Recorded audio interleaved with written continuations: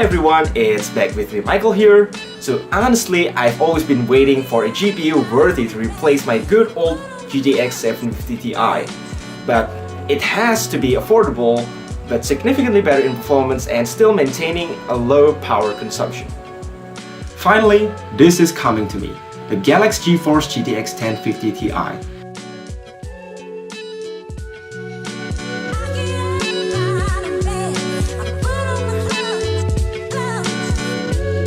I really want to know the difference in firepower between this new 1050 Ti compared to my old graphics card.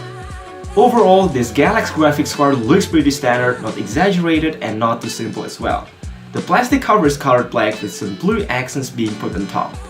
Different from most 1050 Ti cards issued by other board partners, this one has a 6-pin power connector, dual fans, and a large heatsink which is giving some extra overclocking headroom. But since this GPU is an engineering sample, there's no visible mention of this GPU being an EXOC edition. For connectivity on the rear, there's a display port, a single HDMI, and 2 DVI ports. Alright, without further ado, there's some spec comparison. For example, the 1050 Ti has slightly more Pascal-based CUDA cores, 4GB of VRAM that is twice as much as the former GPU, plus a higher base clock as well as higher boost clock. One of the most important similarities between the two cards is the efficient power consumption, and there are many cards from other board partners without any power connectors. The difference in performance is clearly visible in 3-mark Firestrike and Heaven benchmark scores, where the 1050 Ti performs roughly up to 80% better. The card also seems to benefit from the large heatsink and dual fans, since it runs cooler than my old single fan card. Besides the impressive benchmark scores, we tried to play a little bit of GTA 5, where this GTX 1050 Ti runs buttery smooth at max settings with PC master race frame rates. On the other hand, the old 750 Ti struggles to maintain a 40 to 50 FPS frame rate. Additionally, the large VRAM is also more optimal for games involving lots of high-res textures. With a performance roughly equal to a GTX 960, esport games like Csgo will run at fantastic frame rates. This is kinda important since most of my friends who are doing esports don't like when the FPS ever drops below 100 for first-person shooter games, where on the 750 Ti it occasionally happens.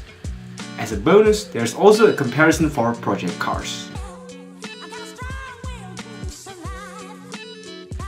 The amount of firepower this GPU provides is really great for its price and deserves to be a true successor to the GTX 750 Ti as a standard issue GPU for budget PCs, which is going to sell like hotcakes.